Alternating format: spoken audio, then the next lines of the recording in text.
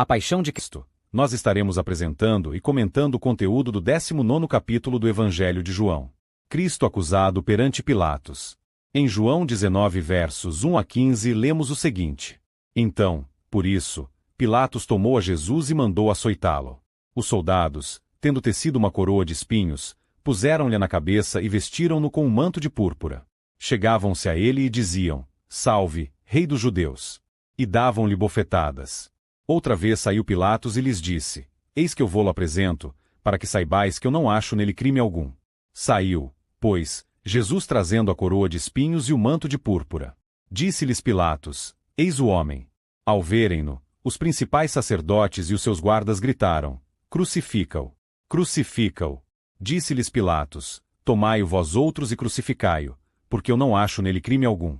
Responderam-lhe os judeus, Temos uma lei, e, de conformidade com a lei, ele deve morrer, porque a si mesmo se fez filho de Deus. Pilatos, ouvindo tal declaração, ainda mais atemorizado ficou 9, tornando a entrar no pretório, perguntou a Jesus, Donde és tu? Mas Jesus não lhe deu resposta. Então, Pilatos o advertiu, Não me respondes? Não sabes que tenho autoridade para te soltar e autoridade para te crucificar? Respondeu Jesus, Nenhuma autoridade teria sobre mim, se de cima não te fosse dada. Por isso, quem me entregou a ti maior pecado tem. A partir deste momento, Pilatos procurava soltá-lo, mas os judeus clamavam, Se soltas a este, não és amigo de César. Todo aquele que se faz rei é contra César. Ouvindo Pilatos estas palavras, trouxe Jesus para fora e sentou-se no tribunal, no lugar chamado Pavimento, no hebraico Gabatá. E era para a seve pascal, cerca da hora sexta, e disse aos judeus, Eis aqui o vosso rei. Eles, porém, clamavam, Fora! Fora! Crucifica-o! Disse-lhes Pilatos, Hei de crucificar o vosso rei? Responderam os principais sacerdotes, Não temos rei, senão César.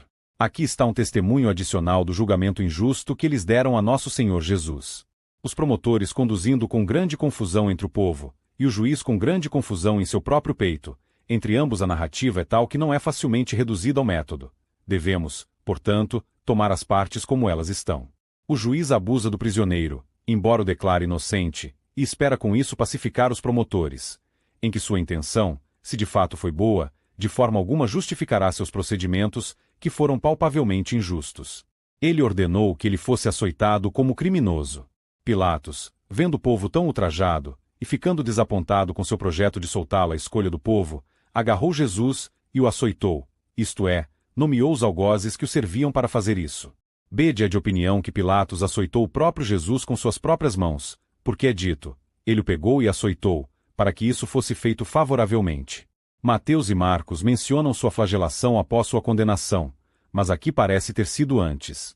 Lucas fala da oferta de Pilatos para castigá-lo e deixá-lo ir que deve ser antes da sentença. Essa flagelação dele foi planejada apenas para pacificar os judeus, e nela Pilatos os elogiou, dizendo que ele aceitaria a palavra deles contra seus próprios sentimentos até agora.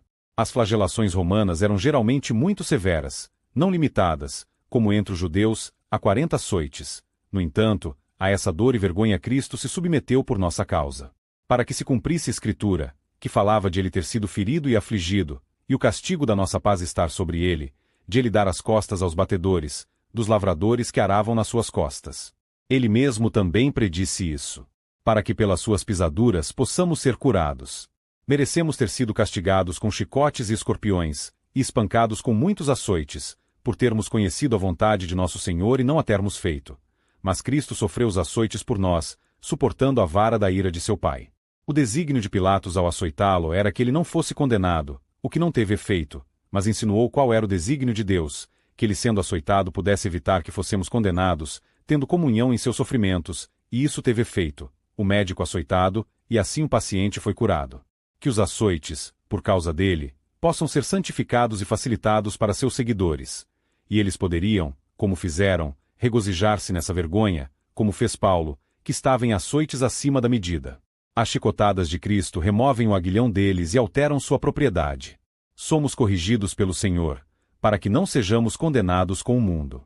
Ele o entregou aos seus soldados, para ser ridicularizado como um tolo. Os soldados, que eram os salva-vidas do governador, colocaram uma coroa de espinhos em sua cabeça. Tal coroa eles consideraram mais adequada para tal rei. vestiram-no com manto púrpura, um casaco velho surrado daquela cor, que consideraram bom o suficiente para ser o distintivo de sua realeza. E eles o elogiaram com: Salve, Rei dos Judeus, como pessoas como rei, e então feriram com as mãos. Veja aqui a baixeza e a injustiça de Pilatos, que ele permitiria que alguém que ele acreditava ser uma pessoa inocente, e se assim fosse uma pessoa excelente, fosse assim abusado e pisoteado por seus próprios servos. Aqueles que estão sob a prisão da lei deveriam estar sob a proteção dela, e sua segurança será sua segurança. Mas Pilatos fez isso para agradar o humor alegre de seus soldados, e talvez o seu também, apesar da gravidade que se poderia esperar de um juiz. Herodes, assim como seus homens de guerra, haviam feito o mesmo pouco antes. Para eles, era tão bom quanto uma peça de teatro, agora que era época de festival, enquanto os filisteus brincavam com Sansão.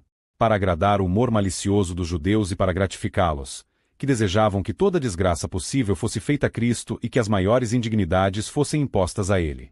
Veja aqui a grosseria e a insolência dos soldados, quão perfeitamente perdidos eles estavam para toda a justiça e humanidade, que poderiam assim triunfar sobre um homem na miséria, e que tinha reputação de sabedoria e honra, e nunca fez qualquer coisa para perdê-lo. Mas assim a santa religião de Cristo foi vilmente deturpada, disfarçada por homens maus a seu bel prazer, e tão exposta ao desprezo e ao ridículo, quando Cristo esteve aqui. Eles o vestem com uma túnica simulada, como se fosse uma farsa e uma piada, e nada mais que o produto de uma fantasia acalorada e de uma imaginação enlouquecida. E assim como Cristo é aqui representado como um rei apenas pela vaidade, assim também a sua religião é uma preocupação apenas pela vaidade, e Deus e a alma, o pecado e o dever, o céu e o inferno, estão com muitas quimeras. Eles o coroam com espinhos, como se a religião de Cristo fosse uma penitência perfeita e a maior dor e sofrimento do mundo, como se submeter-se ao controle de Deus e da consciência fosse enfiar a cabeça num matagal de espinhos. Mas está uma imputação injusta. Espinhos e armadilhas estão no caminho dos perversos, mas rosas e louros no caminho da religião.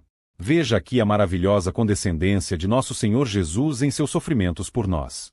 Mentes grandes e generosas podem suportar qualquer coisa melhor do que a ignomínia, qualquer trabalho, qualquer dor, qualquer perda, em vez de reprovação. No entanto, foi a isso que o grande santo Jesus se submeteu por nós. Veja e admire a paciência invencível de um sofredor, deixando-nos um exemplo de contentamento e coragem, uniformidade e facilidade de espírito, sob as maiores dificuldades que possamos encontrar no caminho do dever. O amor e a bondade invencíveis de um Salvador, que não apenas passou por tudo isso com alegria e determinação, mas também o empreendeu voluntariamente por nós e pela nossa salvação. Nisto ele elogiou seu amor, dizendo que não apenas morreria por nós, mas morreria como morre um tolo. Primeiro, ele suportou a dor. Não apenas as dores da morte, embora na morte da cruz estas fossem mais intensas, mas, como se fossem pouco, ele se submeteu às dores anteriores.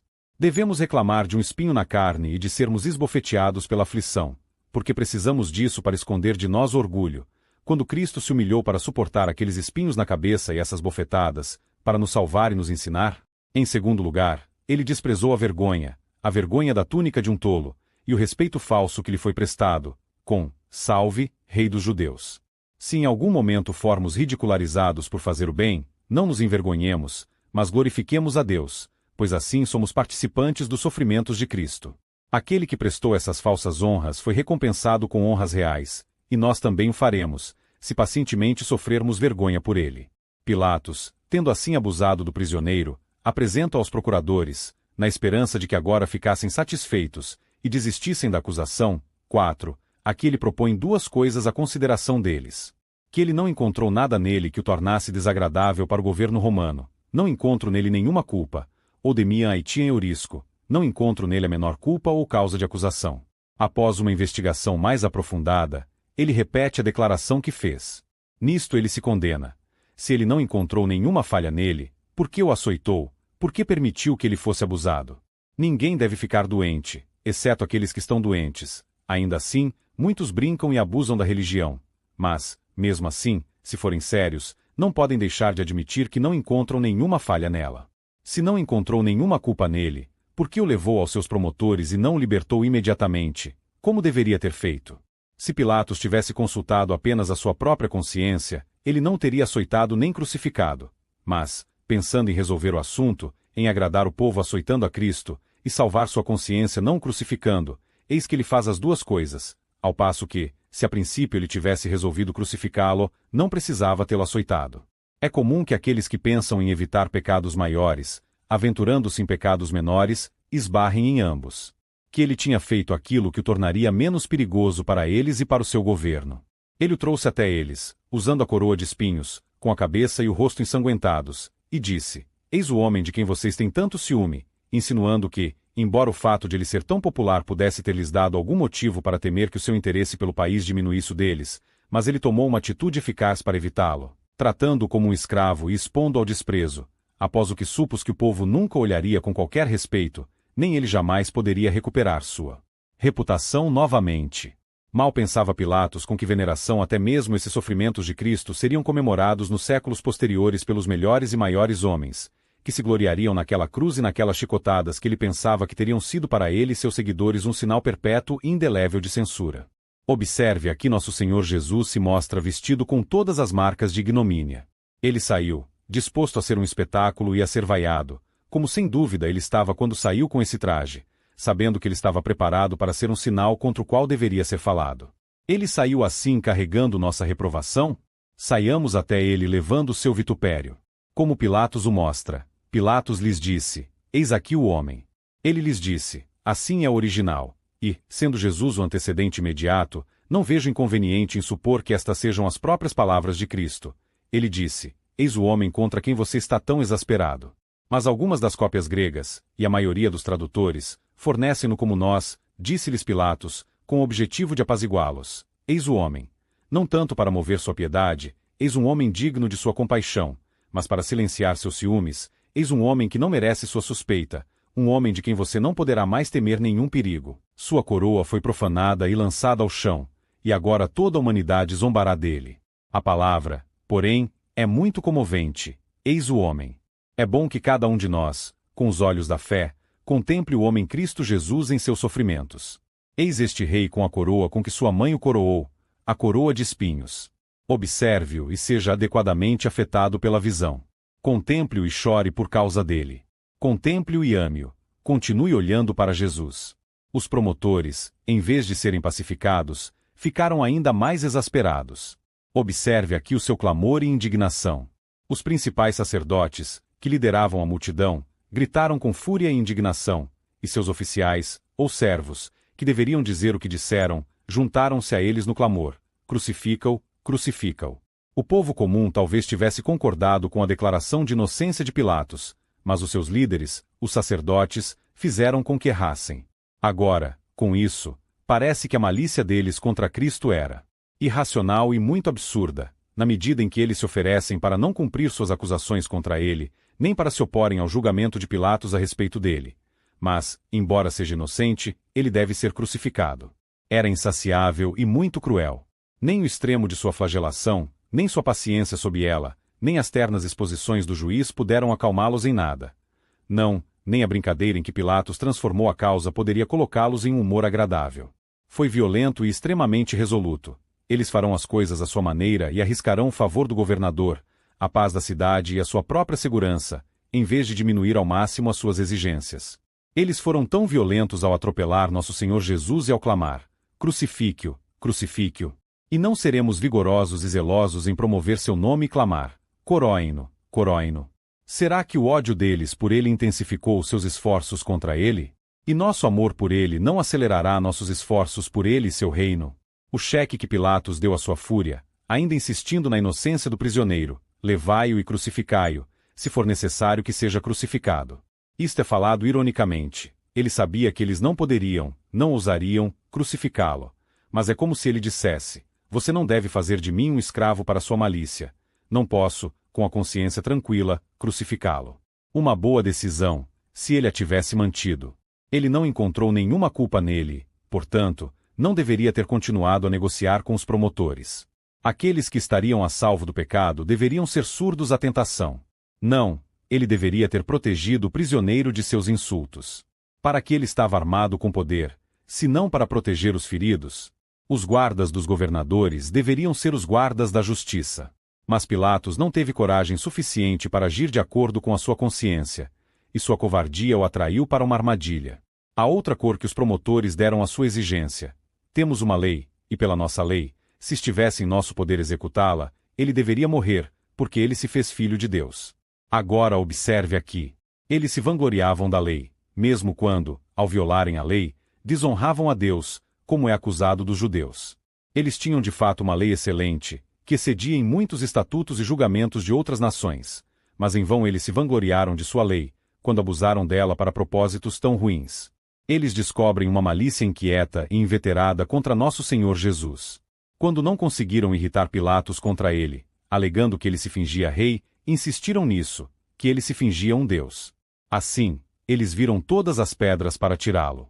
Eles pervertem a lei e fazem dela o instrumento de sua malícia. Alguns pensam que se referem a uma lei feita especialmente contra Cristo, como se, sendo uma lei, devesse ser executada, certa ou errada. Ao passo que há um ai para aqueles que decretam decretos injustos e que escrevem a aflição que prescreveram. Mas parece que eles se referem à lei de Moisés. E se assim for, era verdade que blasfemadores, idólatras e falsos profetas seriam condenados à morte por essa lei. Qualquer que falsamente fingisse ser o Filho de Deus era culpado de blasfêmia. Mas então, era falso que Cristo fingisse ser o Filho de Deus, pois ele realmente o era, e eles deveriam ter investigado as provas que ele produziu de ser assim.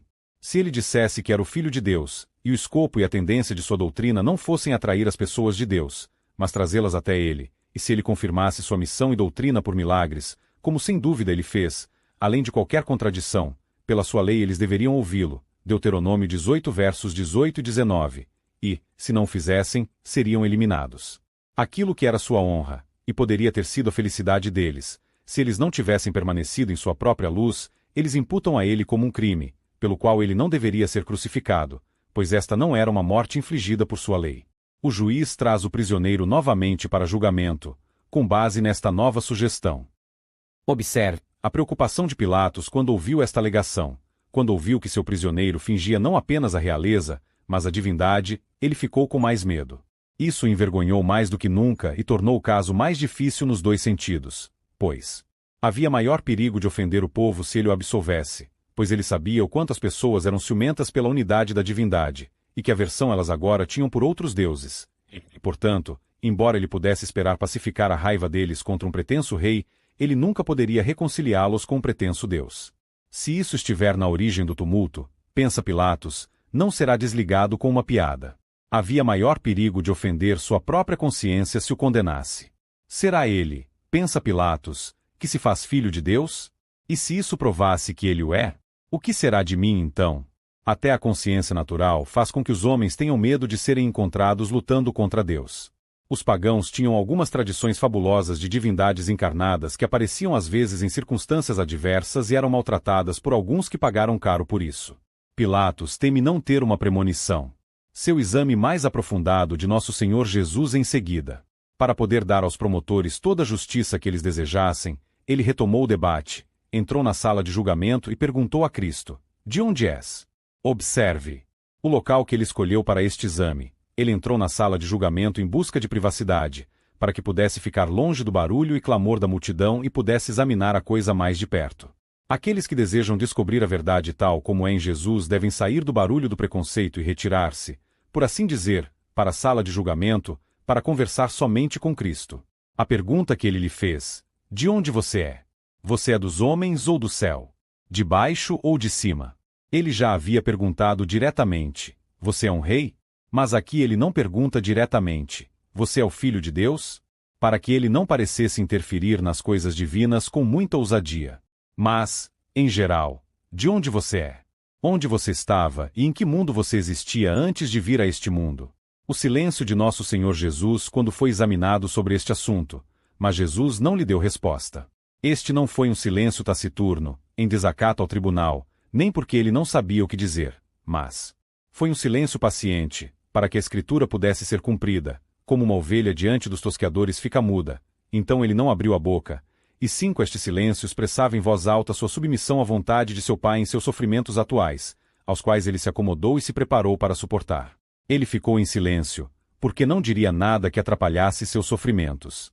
Se Cristo tivesse se declarado Deus tão claramente quanto se declarou rei, é provável que Pilatos não tivesse condenado, pois ficou com medo da menção disso pelos promotores. E os romanos, embora tenham triunfado sobre os reis das nações que conquistaram, ainda assim ficaram maravilhados com seus deuses. Se soubessem que ele era o Senhor da glória, não o teriam crucificado. E como então poderíamos ter sido salvos? Foi um silêncio prudente. Quando os principais sacerdotes lhe perguntaram: Tu és o filho do bendito? Ele respondeu: Eu sou, pois sabia que eles se baseavam nas escrituras do Antigo Testamento que falavam do Messias. Mas quando Pilatos lhe perguntou, ele sabia que não entendia sua própria pergunta, não tendo noção do Messias e de ele ser o Filho de Deus, e, portanto, com que propósito deveria responder aquele cuja cabeça estava cheia da teologia pagã, para o qual ele teria voltado sua resposta? O cheque arrogante que Pilatos lhe deu por seu silêncio: Não me falas. Sabes que tenho poder, se achar adequado, para te crucificar, e tenho poder, se achar adequado, para te libertar? Observe aqui como Pilatos se engrandeceu e se orgulha de sua própria autoridade, como não inferior à de Nabucodonosor, de quem se diz que quem ele quis matar e quem ele quis manter vivo.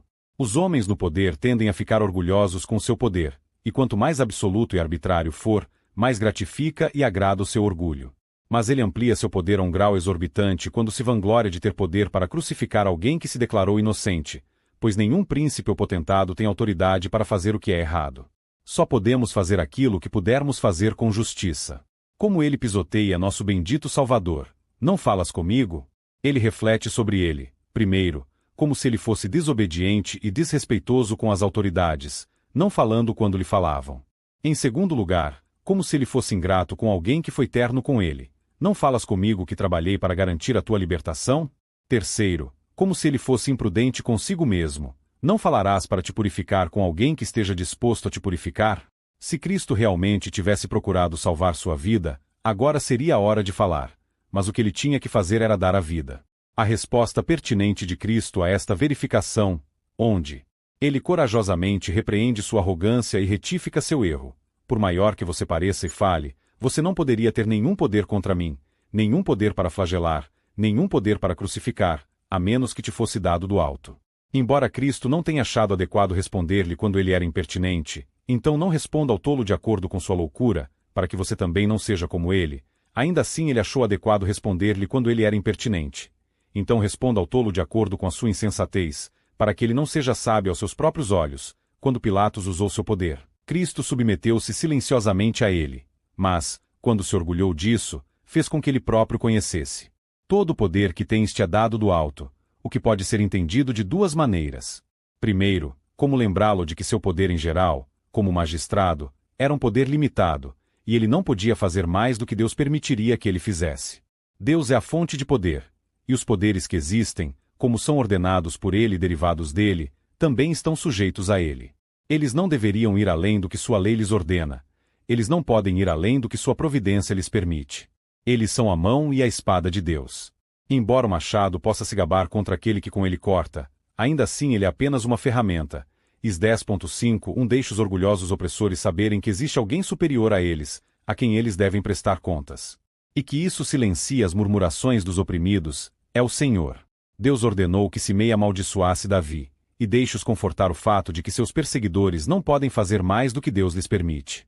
Em segundo lugar, ao informá-lo de que seu poder contra ele em particular, e todos os esforços desse poder, foram pelo conselho determinado pela presciência de Deus, Pilatos nunca imaginou que parecesse tão grande como agora, quando julgou um prisioneiro como este, que era considerado por muitos como filho de Deus e rei de Israel, e tinha o destino de um homem tão grande em seu poder. Mas Cristo permite que ele saiba que ele era aqui apenas um instrumento nas mãos de Deus, e nada poderia contra ele, a não ser por determinação do céu.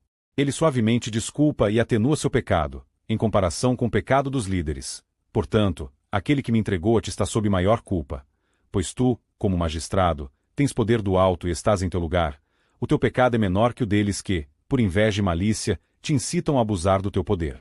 Primeiro, está claramente insinuado que o que Pilatos fez foi pecado, um grande pecado, e que a força que os judeus colocaram sobre ele, e que ele colocou sobre si mesmo, não o justificaria. Cristo pretendia, por meio disto, dar uma dica para o despertar de sua consciência e para aumentar o medo que ele agora sentia. A culpa dos outros não nos absolverá, nem será útil, no grande dia, dizer que outros foram piores do que nós, pois não devemos ser julgados por comparação, mas devemos carregar o nosso próprio fardo. Em segundo lugar, no entanto, o que o entregou a Pilatos foi o pecado maior. Com isso parece que todos os pecados não são iguais, mas alguns são mais hediondos que outros. alguns comparativamente como mosquitos, outros como camelôs, alguns como ciscos nos olhos, outros como vigas, alguns como centavos, outros como libras.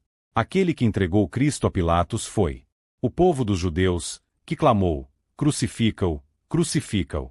Eles tinham visto os milagres de Cristo, o que Pilatos não tinha visto.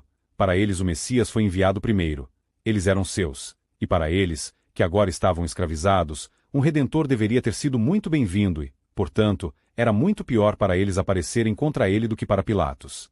Ou melhor, ele se refere a Caifás em particular, que estava à frente da conspiração contra Cristo e foi o primeiro a aconselhar sua morte. Capítulo 49, 50. O pecado de Caifás foi abundantemente maior que o pecado de Pilatos. Caifás processou Cristo por pura inimizade com ele e sua doutrina, deliberadamente e por malícia. Pilatos o condenou puramente por medo do povo, e foi uma resolução precipitada que ele não teve tempo de esfriar. Alguns pensam que Cristo se referia a Judas, pois, embora ele não o tenha entregue imediatamente nas mãos de Pilatos, ele o traiu àqueles que o fizeram. O pecado de Judas foi, segundo muitos relatos, maior que o pecado de Pilatos. Pilatos era um estranho para Cristo. Judas era seu amigo e seguidor. Pilatos não encontrou nenhum defeito nele, mas Judas sabia muito bem dele. Pilatos, embora tendencioso, não foi subornado, mas Judas recebeu uma recompensa contra os inocentes. O pecado de Judas foi um pecado principal e deixou entrar tudo o que se seguiu. Ele foi um guia para aqueles que levaram Jesus. Tão grande foi o pecado de Judas que a vingança o impediu de viver. Mas quando Cristo disse isso, ou logo depois, ele foi para seu próprio lugar. Pilatos luta com os judeus para libertar Jesus de suas mãos, mas em vão. Depois disso, não ouvimos mais nada sobre o que aconteceu entre Pilatos e o prisioneiro. O que resta fica entre ele e os promotores. Pilatos parece mais zeloso do que antes para dar alta a Jesus. Daí em diante, a partir de agora, e por esta razão, porque Cristo lhe deu aquela resposta, que, embora tivesse uma repreensão nisso, mas ele aceitou gentilmente, e, embora Cristo tenha encontrado falta nele, ele ainda continuou a não encontrar nenhuma falha em Cristo, mas procurou libertá-lo, desejou, esforçou-se por isso. Ele procurou libertá-lo, ele planejou como fazê-lo com elegância e segurança, e de modo a não desagradar os sacerdotes. Nunca vai bem quando nossas resoluções de cumprir nosso dever são engolidas em projetos de como fazê-lo de maneira plausível e conveniente. Se a política de Pilatos não tivesse prevalecido sobre a sua justiça, ele não teria demorado muito para tentar libertá-lo, mas o teria feito. Fiat justitia, rua coelum, faça-se a justiça, ainda que o próprio céu caia. Os judeus ficaram mais furiosos do que nunca e mais violentos para crucificar Jesus. Ainda assim, eles continuam seu projeto com barulho e clamor como antes, então agora eles gritaram. Eles teriam pensado que a comunidade estava contra ele, portanto, trabalharam para que uma multidão o repreendesse, e não é difícil reunir uma multidão. Ao passo que, se uma votação justa tivesse sido concedida, não duvido que teria sido aprovada por uma grande maioria para sua libertação. Alguns loucos podem gritar mais alto que muitos homens sábios e então imaginar que falam o que há de bom, quando não passa de absurdo, de uma nação ou de toda a humanidade. Mas não é tão fácil mudar o sentimento das pessoas quanto deturpá-lo e mudar seu clamor. Agora que Cristo estava nas mãos de seus inimigos, seus amigos ficaram tímidos e silenciosos e desapareceram, e aqueles que estavam contra ele estavam dispostos a se mostrar assim. E isso deu aos principais sacerdotes a oportunidade de representá-lo como voto concordante de todos os judeus para que ele fosse crucificado. Neste clamor eles buscaram duas coisas: denegrir o prisioneiro como um inimigo de César. Ele recusou os reinos deste mundo e a glória deles, declarou que seu reino não era deste mundo, e ainda assim eles querem que ele fale contra César. Anti-legei, ele se opõe a César, invade sua dignidade e soberania. Sempre foi artifício dos inimigos da religião representá-la como prejudicial aos reis e às províncias, quando seria altamente benéfica para ambos. Para assustar o juiz, como nenhum amigo de César, se você deixar este homem impune e deixá-lo continuar, você não é amigo de César, portanto, falso sua confiança e ao dever de seu lugar, detestável para desagrado do imperador e passível de ser expulso. Eles sugeriram uma ameaça de que iriam denunciá-lo e desalojá-lo, e aqui eles o tocaram de uma forma sensata e muito terna. Mas, entre todas as pessoas, estes judeus não deveriam ter fingido preocupação por César, que eram eles próprios tão afetados por ele e pelo seu governo. Eles não deveriam falar em serem amigos de César, que também eram amigos dele. Contudo, assim, um fingido zelo pelo que é bom muitas vezes serve para encobrir uma verdadeira malícia contra o que é melhor. Quando outros expedientes foram tentados em vão, Pilatos esforçou-se ligeiramente para dissuadi-los de sua fúria, e ainda assim, ao fazer isso, traiu-se a eles e cedeu à torrente rápida. Depois de ter resistido por um longo tempo, e agora parecia que iria oferecer uma resistência vigorosa a esse ataque, ele se rendeu vilmente. Observe aqui. O que chocou Pilatos, quando ele ouviu aquele ditado, que ele não poderia ser fiel à honra de César, nem ter certeza do favor de César, se não matasse Jesus, então ele pensou era hora de olhar ao redor dele. Tudo o que disseram para provar que Cristo era um malfeitor e que, portanto, era dever de Pilatos condená-lo, não o comoveu, mas ele ainda manteve a sua convicção da inocência de Cristo. Mas, quando insistiram que era do seu interesse condená-lo, ele começou a ceder. Observe que aqueles que vinculam sua felicidade ao favor dos homens tornam-se presas fáceis das tentações de Satanás. Que preparação foi feita para uma sentença definitiva sobre este assunto? Pilatos trouxe Jesus, e ele próprio em grande estado assumiu a cadeira. Podemos supor que ele pediu suas vestes, para parecer grande, e então sentou-se no tribunal. Cristo foi condenado com toda a cerimônia possível. Primeiro, para nos levar ao tribunal de Deus, e para que todos os crentes por meio de Cristo, sendo julgados aqui, possam ser absolvidos no tribunal do céu. Em segundo lugar, para tirar o terror das provações pomposas, às quais seus seguidores seriam levados por causa dele. Paulo poderia estar melhor no tribunal de César quando seu mestre esteve lá diante dele. Aqui anotar O local e a hora. Primeiro, o lugar onde Cristo foi condenado, num lugar chamado Pavimento, mas em hebraico, Gabata, provavelmente o lugar onde ele costumava sentar-se para julgar causas ou criminosos. Alguns fazem Gabata significar um lugar fechado, protegido contra os insultos do povo, a quem, portanto, ele tinha menos necessidade de temer. Outros, um lugar elevado, elevado para que todos possam vê-lo. Em segundo lugar, o tempo. Era a preparação da Páscoa, por volta da hora sexta. Observe. O dia foi a preparação da Páscoa, isto é, para o sábado da Páscoa, e as solenidades desta e dos demais dias da festa dos pães ázimos. Isto fica claro em Lucas 23 verso 54. Era a preparação, e o sábado se aproximava. Para que esta preparação fosse para o sábado. Observe que antes da Páscoa deve haver preparação. Isto é mencionado como um agravamento do seu pecado, ao perseguirem a Cristo com tanta malícia e fúria, que foi quando deveriam estar purificando o fermento velho, para se prepararem para a Páscoa. Mas quanto melhor o dia, pior a ação. A hora era por volta da hora sexta.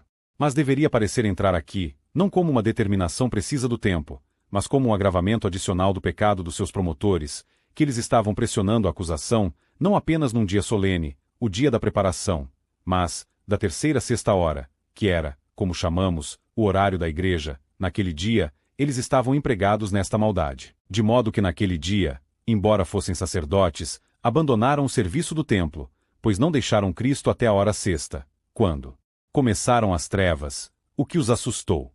Alguns pensam que a hora sexta, com este evangelista, é, de acordo com o cálculo romano e o nosso, 6 horas da manhã, correspondendo à primeira hora do dia dos judeus. É muito provável que o julgamento de Cristo diante de Pilatos tenha ocorrido no auge, por volta das 6 da manhã, um pouco depois do nascer do sol. O encontro que Pilatos teve com os judeus, tanto os sacerdotes quanto o povo, antes de proceder ao julgamento, esforçando-se em vão para conter a onda de sua raiva. Ele disse aos judeus: "Eis o vosso rei." Isto é uma reprovação para eles pelo absurdo e pela maldade de insinuarem que este Jesus se fez rei. Eis o teu rei, isto é, aquele a quem acusas como pretendente à coroa. É este um homem que provavelmente será perigoso para o governo? Estou convencido de que ele não é, e você também pode ser, e deixe-o em paz. Alguns pensam que ele os repreende por seu descontentamento secreto com César. Você teria este homem como seu rei, se ele apenas tivesse liderado uma rebelião contra César. Mas Pilatos, embora estivesse longe de querer dizer isso, parece ser a voz de Deus para eles. Cristo, agora coroado de espinhos, é, como um rei em sua coroação, oferecido ao povo. Eis o teu rei, o rei que Deus estabeleceu sobre o seu santo monte de Sião. Mas eles, em vez de entrarem nisso com aclamações de alegre consentimento, protestam contra ele. Eles não terão um rei escolhido por Deus. Eles gritaram com a maior indignação: fora com ele, que fala tanto com desdém quanto com malícia, Arão, leve-o, ele não é nosso. Nós o renegamos como nosso parente, muito mais para ser o nosso rei. Não apenas não temos veneração por ele, mas também nenhuma compaixão. Afaste-o de nossa vista, porque assim foi escrito sobre ele é aquele a quem a nação abomina. E eles esconderam dele, por assim dizer, seus rostos, fora com ele da terra. Isto mostra, primeiro, como merecemos ter sido tratados no tribunal de Deus. Pelo pecado, nos tornamos odiosos à santidade de Deus, que clamava, fora com eles, pois Deus tem olhos mais puros do que para contemplar a iniquidade. Também nos tornamos desagradáveis à justiça de Deus, que clamava contra nós, crucifica-os, que a sentença da lei seja executada. Se Cristo não tivesse interposto e sido assim rejeitado pelos homens, seríamos rejeitados para sempre por Deus. Em segundo lugar, mostra como devemos tratar os nossos pecados. Muitas vezes, nas Escrituras, dizemos que crucificamos o pecado, em conformidade com a morte de Cristo. Agora, aqueles que crucificaram a Cristo fizeram isso com detestação. Com uma indignação piedosa, deveríamos destruir o pecado em nós, assim como eles, com uma indignação ímpia, aniquilaram aquele que foi feito pecado por nós. O verdadeiro penitente lança fora dele suas transgressões, fora com elas, crucifica-as, não convém que vivam na minha alma. Pilatos, desejando que Jesus fosse libertado, mas que isso deveria ser obra deles, pergunta-lhes, devo crucificar o vosso rei? Ao dizer isso, ele pretendia, primeiro, calar a boca deles, mostrando-lhes como era absurdo rejeitarem alguém que se ofereceu a eles para ser seu rei, no momento em que precisavam dele mais do que nunca. Eles não têm senso de escravidão? Nenhum desejo de liberdade? Nenhum valor para um libertador? Embora ele não visse motivo para temê-lo, eles poderiam ver motivos para esperar algo dele, já que interesses esmagados e em declínio estão prontos para capturar qualquer coisa. Ou, em segundo lugar, para calar a boca da sua própria consciência. Se este Jesus é um rei, pensa Pilatos, ele é apenas parente dos judeus e, portanto, não tenho nada a fazer senão fazer uma oferta justa dele a eles. Se eles o recusarem e quiserem ter seu rei crucificado, o que isso significa para mim? Ele zomba deles por sua tolice em esperar um Messias, e ainda assim atropela aquele que tão justo prometia ser ele. Cristo condenado. A crucificação. Lemos em João 19, versos 16 a 18. Então, Pilatos o entregou para ser crucificado. Tomaram eles, pois, a Jesus, e ele próprio, carregando a sua cruz, saiu para o lugar chamado Calvário, Gólgota em hebraico, onde o crucificaram e com ele outros dois, um de cada lado, e Jesus no meio. Temos aqui a sentença de morte proferida sobre nosso Senhor Jesus, e a execução feita logo depois. Pilatos travou uma luta poderosa dentro de si entre suas convicções e suas corrupções, mas por fim suas convicções cederam e suas corrupções prevaleceram, tendo medo do homem um poder maior sobre ele do que o temor de Deus. Pilatos proferiu sentença contra Cristo e assinou mandado para sua execução. Podemos ver aqui como Pilatos pecou contra sua consciência. Ele repetidamente o declarou inocente, e ainda assim, finalmente o condenou como culpado. Pilatos, desde que se tornou governador, em muitos casos desagradou e exasperou a nação judaica, pois ele era um homem de espírito altivo e implacável, e extremamente apegado ao seu humor. Ele aproveitou o Corban e gastou em um sistema de abastecimento de água. Ele trouxe para Jerusalém escudos estampados com a imagem de César, o que foi muito provocador para os judeus. Ele sacrificou a vida de muitos por suas resoluções aqui. Temendo, portanto, ser reclamado por essas e outras insolências, ele se dispôs a gratificar os judeus. Agora isso torna a situação muito pior. Se ele tivesse uma disposição fácil, suave e flexível, sua cedência a uma corrente tão forte teria sido ainda mais desculpável. Mas para um homem que foi tão obstinado em outras coisas, e de uma resolução tão feroz, ser vencido em uma coisa desta natureza, mostra que ele é realmente um homem mau, que poderia suportar melhor o mal de sua consciência do que a travessia do seu humor. Como ele se esforçou para transferir a culpa para os judeus. Ele o entregou não aos seus próprios oficiais, como sempre, mas aos procuradores, aos principais sacerdotes e aos anciãos, desculpando assim o erro à sua própria consciência com isso, que foi apenas uma condenação permissiva, e que ele não condenou Cristo à morte, mas apenas foi conivente com aqueles que o fizeram. Como Cristo foi feito pecado por nós. Merecemos ter sido condenados, mas Cristo foi condenado por nós, para que não houvesse condenação para nós. Deus estava agora entrando em julgamento com seu Filho, para que ele não entrasse em julgamento com seus servos. Assim que o julgamento foi dado, com toda a rapidez possível, os promotores, tendo conseguido seu ponto, resolveram não perder tempo, para que Pilatos não mudasse de ideia e ordenasse um adiamento. Esses são inimigos de nossas almas, os piores dos inimigos, que nos apressam a pecar, e então não nos deixam espaço para desfazer o que fizemos de errado. E também para que não haja um alvoroço entre o povo, e eles encontrem um número maior contra eles do que tinham com tanto artifício que, conseguiram ser para eles. Seria bom se fossemos tão rápidos naquilo que é bom, e não permanecêssemos para mais dificuldades. Eles imediatamente afastaram o prisioneiro. Os principais sacerdotes voaram avidamente sobre a presa que há muito esperavam. Agora é atraído para a rede deles. Ou eles, isto é, os soldados que deveriam assistir à execução, levarão-no embora, não para o local de onde ele veio, e daí para o local da execução, como é habitual entre nós, mas diretamente para o local de execução. Tanto os sacerdotes como os soldados juntaram-se para conduzi-lo embora. Agora o Filho do Homem foi entregue nas mãos dos homens, homens ímpios e irracionais. Pela lei de Moisés, e nos apelos da nossa lei, os promotores deveriam ser os executores. E os sacerdotes daqui estavam orgulhosos do cargo. O fato de ele ter sido levado embora não supõe que ele tenha feito qualquer oposição, mas a escritura deve ser cumprida. Ele foi levado como uma ovelha ao matadouro. Atos 3 merecemos ter sido conduzidos juntamente com os que praticam a iniquidade, como criminosos, para execução, SL 12, mas ele foi conduzido por nós, para que pudéssemos escapar.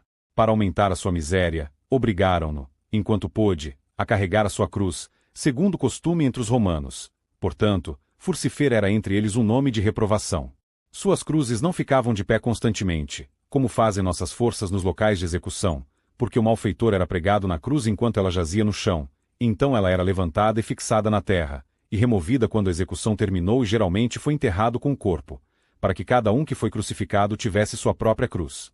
Agora, o fato de Cristo carregar sua cruz pode ser considerado como parte de seus sofrimentos. Ele suportou a cruz literalmente.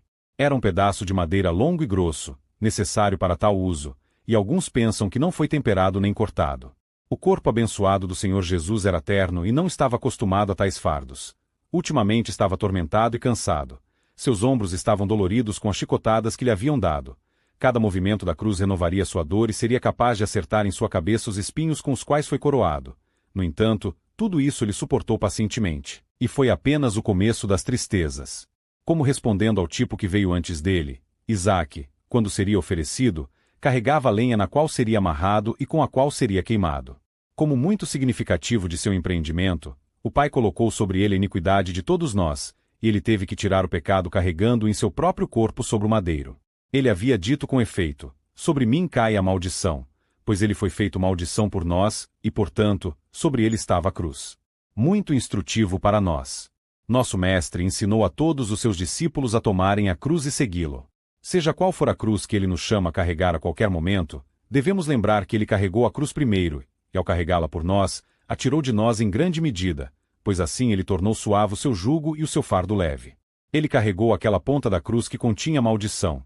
Este foi o final pesado, e, portanto, todos os que são dele são capazes de chamar suas aflições para ele de leves, e apenas por um momento. Eles o levaram ao local da execução. Ele saiu, não arrastado contra sua vontade, mas voluntariamente em seus sofrimentos. Ele saiu da cidade, porque foi crucificado fora da porta, HB 13.1 para dar maior infâmia aos seus sofrimentos, ele foi levado ao local comum de execução, como em todos os pontos contados entre os transgressores, um lugar chamado Gólgota, o lugar de uma caveira, onde jogavam crânios e ossos de homens mortos, ou onde foram deixadas as cabeças dos malfeitores decapitados, um lugar cerimonialmente impuro. Ali Cristo sofreu, porque foi feito pecado por nós, para que pudesse purificar nossas consciências das obras mortas e da poluição delas. Se alguém observar as tradições dos mais velhos, há duas que são mencionadas por muitos dos escritores antigos a respeito deste lugar. Que Adão foi enterrado aqui, e que este era o lugar de seu crânio, e eles observam que onde a morte triunfou sobre o primeiro Adão, o segundo Adão triunfou sobre ela. Gerard cita para esta tradição Orígenes, Cipriano, Epifânio, Agostinho, Jerônimo e outros. Que este era aquele monte na terra de Moriá em que Abraão ofereceu Isaque, e o carneiro foi um resgate por Isaque. Ali o crucificaram, e com ele os outros malfeitores, ali o crucificaram. Observe. Que morte Cristo morreu. A morte de cruz, uma morte sangrenta, dolorosa, vergonhosa, uma morte amaldiçoada. Ele foi pregado na cruz, como um sacrifício vinculado ao altar, como um salvador designado para o seu empreendimento. Sua orelha pregada no umbral da porta de Deus, para servi-lo para sempre. Ele foi levantado como a serpente de bronze, pendurado entre o céu e a terra porque éramos indignos de ambos, e abandonado por ambos. Suas mãos estavam estendidas para nos convidar e abraçar. Ele ficou pendurado na cruz por algumas horas, morrendo gradualmente no pleno uso da razão e da fala, para que pudesse realmente se resignar a um sacrifício. Em que companhia ele morreu? 2 outras pessoas com ele. Provavelmente estes não teriam sido executados naquele momento, mas a pedido dos principais sacerdotes, para aumentar a desgraça de nosso Senhor Jesus, o que pode ser a razão pela qual um deles o injuriou, porque a morte deles foi apressada por causa dele. Se eles tivessem levado 2 de seus discípulos e os crucificado com ele, teria sido uma honra para ele. Mas, se tais pessoas tivessem participado com ele no sofrimento, teria parecido como se tivessem sido criminosos com ele na satisfação. Portanto, foi ordenado que seus companheiros de sofrimento fossem os piores dos pecadores, para que ele pudesse suportar nossa reprovação e para que o mérito parecesse ser apenas dele. Isso expôs muito ao desprezo e ao ódio do povo, que é capaz de julgar as pessoas pela massa, e não tem curiosidade em distinguir, e o consideraria não apenas um malfeitor porque estava em julgo com malfeitores, mas o pior dos 3 porque foi colocado no meio. Mas assim se cumpriu a Escritura, ele foi contado entre os transgressores. Ele não morreu no altar entre os sacrifícios, nem misturou seu sangue com o de touros e bodes, mas ele morreu entre os criminosos e misturou seu sangue com o deles, que foram sacrificados à justiça pública. E agora vamos fazer uma pausa e, com um olhar de fé, olhar para Jesus. Alguma vez a tristeza foi semelhante à sua tristeza? Veja aquele que estava vestido de glória, despojado de tudo e vestido de vergonha, aquele que era o louvor dos anjos feito uma reprovação dos homens, aquele que esteve com eterno deleite e alegria no seio de seu Pai agora nas extremidades de dor e agonia. Veja-o sangrando, veja-o lutando, veja-o morrendo, veja-o e ame-o e viva para ele, e estude o que iremos prestar. A inscrição na cruz, a crucificação. Nós lemos em João 19 versos 19 a 30. Pilatos escreveu também um título e o colocou no cimo da cruz. O que estava escrito era, Jesus Nazareno, o Rei dos Judeus. Muitos judeus leram este título, porque o lugar em que Jesus fora crucificado era perto da cidade, e estava escrito em hebraico, latim e grego. Os principais sacerdotes diziam a Pilatos, não escrevas, Rei dos Judeus, e sim que ele disse, sou o Rei dos Judeus. Respondeu Pilatos, o que escrevi escrevi. Os soldados, pois, quando crucificaram Jesus, tomaram-lhe as vestes e fizeram 4 partes, para cada soldado uma parte, e pegaram também a túnica. A túnica, porém, era sem costura, toda tecida de alto a baixo. Disseram, pois, uns aos outros, não a rasguemos, mas lancemos sorte sobre ela para ver a quem caberá, para se cumprir a Escritura. Repartiram entre si as minhas vestes e sobre a minha túnica lançaram sortes. Assim, pois, o fizeram os soldados. E junto à cruz estavam a mãe de Jesus, e a irmã dela, e Maria, mulher de Clopas, e Maria Madalena. Vendo Jesus sua mãe e junto a ela o discípulo amado, disse, mulher, eis aí teu filho. Depois, disse ao discípulo, eis aí tua mãe. Dessa hora em diante, o discípulo a tomou para casa. Depois, vendo Jesus que tudo já estava consumado, para se cumprir a Escritura, disse, tenho sede. Estava ali um vaso cheio de vinagre. Embeberam de vinagre uma esponja e, fixando-a num caniço de sopo, lhe achegaram à boca. Quando, pois, Jesus tomou o vinagre, disse, está consumado. E, inclinando a cabeça, rendeu o espírito. Aqui estão algumas circunstâncias notáveis da morte de Cristo, relatadas de forma mais completa do que antes, as quais prestarão especial atenção àqueles que desejam conhecer a Cristo e este crucificado. O título colocado sobre sua cabeça. Observe, a própria inscrição que Pilatos escreveu e ordenou que fosse fixada no topo da cruz, declarando a causa pela qual ele foi crucificado. Mateus chamou isso de aitia, a acusação. Marcos e Lucas chamaram-na de epígrafe, a inscrição. João chama pelo nome latino próprio, títulos, o título. E foi isso, Jesus de Nazaré, o Rei dos Judeus, que Pilatos pretendia isso para sua reprovação, que ele, sendo Jesus de Nazaré, deveria fingir ser Rei dos Judeus, e colocado em competição com César, a quem Pilatos se recomendaria assim, como muito zeloso por sua honra e interesse, quando trataria apenas um rei titular, um rei em metáfora, como o pior dos malfeitores. Mas Deus rejeitou este assunto, para que pudesse ser mais um testemunho da inocência de nosso Senhor Jesus, pois aqui estava uma acusação que, tal como foi redigida, não continha nenhum crime. Se isto é tudo o que tem para lhe atribuir, certamente ele não fez nada digno de morte ou de prisão, para que possa mostrar sua dignidade e honra. Este é Jesus Salvador, Nazoraios, o bendito Nazireu, santificado a Deus. Este é o Rei dos Judeus, o Messias, o Príncipe, o cetro que deveria subir de Israel, como Balaão havia predito, morrendo pelo bem do seu povo, como Caifás havia predito. Assim, todos esses 3 homens maus testemunharam de Cristo, embora não quisessem isso. A observação desta inscrição: muitos dos judeus a leram, não apenas os de Jerusalém, mas também os de fora do país e de outros países, estrangeiros e prosélitos, que vieram adorar no local. Multidões o leram, e isso ocasionou uma grande variedade de reflexões e especulações, à medida que os homens eram afetados. O próprio Cristo foi criado como um sinal, um título. Aqui estão 2 razões pelas quais o título foi tão lido. Porque o lugar onde Jesus foi crucificado, embora sem porta, ainda estava perto da cidade, o que sugere que se estivesse a uma grande distância, eles não o fariam. Foram levados, não pela curiosidade, a ir vê-lo e lê-lo. É uma vantagem ter os meios de conhecer a Cristo trazidos às nossas portas. Porque foi escrito em hebraico, grego e latim, o que o tornou legível para todos. Todos eles entendiam uma ou outra dessas línguas, e ninguém era mais cuidadoso em educar seus filhos para ler do que os judeus em geral. Da mesma forma, tornou ainda mais considerável. Todos ficariam curiosos para saber o que foi publicado com tanto esforço nas 3 línguas mais conhecidas. No hebraico foram registrados os oráculos de Deus, em grego, o aprendizado dos filósofos, e em latim as leis do império. Em cada um deles Cristo é proclamado Rei, em quem estão escondidos todos os tesouros da revelação, da sabedoria e do poder. Deus ordenando que isso fosse escrito nas 3 línguas então mais conhecidas, foi insinuado assim que Jesus Cristo deveria ser um salvador para todas as nações, e não apenas para os judeus, e também que cada nação ouça em sua própria língua as obras maravilhosas do Redentor. Hebraico, grego e latim eram as línguas vulgares naquela época nesta parte do mundo.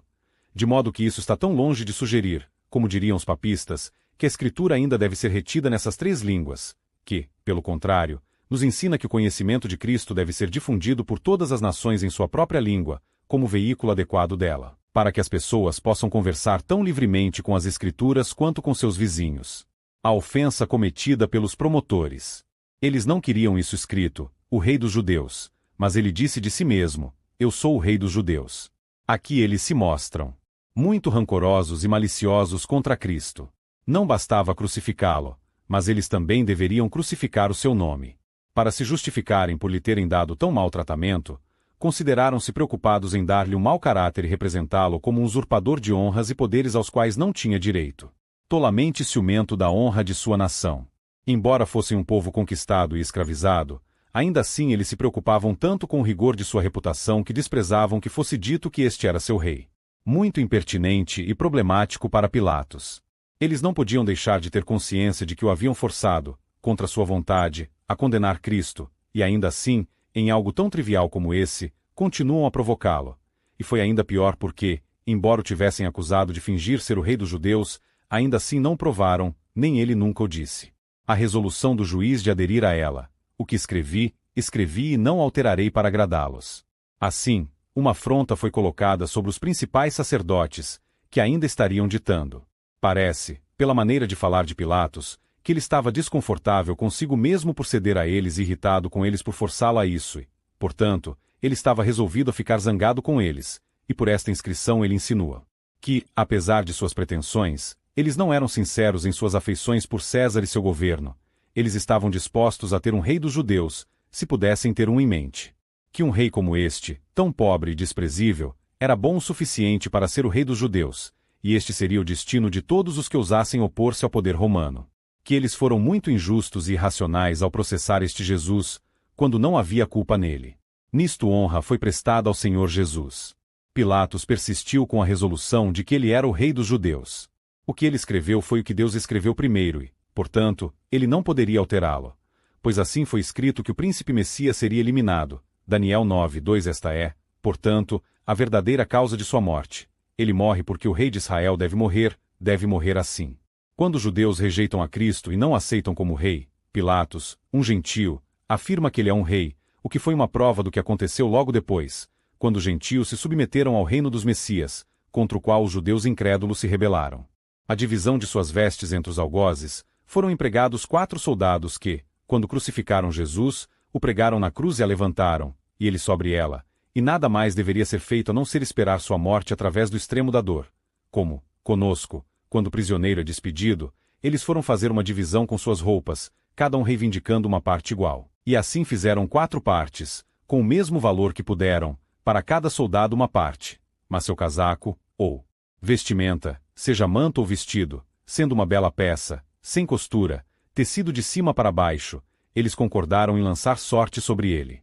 Observe aqui a vergonha que eles colocaram sobre nosso Senhor Jesus, ao despí-lo de suas vestes antes de crucificá-lo. A vergonha da nudez veio com o pecado. Aquele, portanto, que foi feito pecado por nós, suportou essa vergonha, para remover o nosso opróbrio. Ele foi despido para que pudéssemos vestir roupas brancas, e para que, quando estivermos despidos, não sejamos encontrados nus. Os salários com que estes soldados se pagaram pela crucificação de Cristo. Eles estavam dispostos a fazer isso por suas roupas velhas. Nada deve ser feito tão mal, mas serão encontrados homens suficientemente maus para fazê-lo por uma ninharia. Provavelmente eles esperavam tirar proveito mais do que o normal de suas roupas, tendo ouvido falar de curas realizadas pelo toque da bainha de suas roupas, ou esperando que seus admiradores dassem algum dinheiro por elas. A brincadeira que fizeram sobre seu casaco sem costura. Não lemos sobre ele nada de valioso ou notável, exceto isso, e isso não pela riqueza, mas apenas pela variedade, pois foi tecido de cima para baixo. Não havia, portanto, curiosidade na forma, mas uma simplicidade projetada. A tradição diz que sua mãe o teceu para ele, e acrescenta ainda mais, que foi feito para ele quando ele era criança e, como as roupas dos israelitas no deserto, não envelheceu, mas está uma fantasia infundada. Os soldados acharam uma pena rasgá-lo, pois então ele se desfaria e um pedaço dele não serviria para nada. Eles, portanto, lançariam sorte sobre isso. Enquanto Cristo estava em suas agonias moribundas, eles dividiam alegremente seus despojos. A preservação da túnica contínua de Cristo é comumente mencionada para mostrar o cuidado que todos os cristãos devem ter para não dilacerarem a Igreja de Cristo com conflitos e divisões. Contudo, alguns observaram que a razão pela qual os soldados não rasgaram a túnica de Cristo não foi por qualquer respeito a Cristo, mas porque cada um deles esperava tê-la inteira para si. E muitos clamam contra o cisma, apenas para que possam absorver toda a riqueza e poder para si. Aqueles que se opunham à separação de Lutero da Igreja de Roma defendiam muito a túnica inconsutilis, o casaco sem costuras, e alguns deles deram tanta ênfase a isso que foram chamados de inconsutilista, o sem costura. O cumprimento da Escritura nisto. Davi, em espírito, predisse esta mesma circunstância dos sofrimentos de Cristo. Naquela passagem, SL 21, o evento que responde tão exatamente à predição prova que a Escritura é a palavra de Deus, que predisse eventos contingentes a respeito de Cristo há muito tempo, e eles aconteceram de acordo com a predição. Que Jesus é o verdadeiro Messias, pois nele todas as profecias do Antigo Testamento a respeito do Messias tiveram e têm seu pleno cumprimento. Estas coisas, portanto, os soldados fizeram.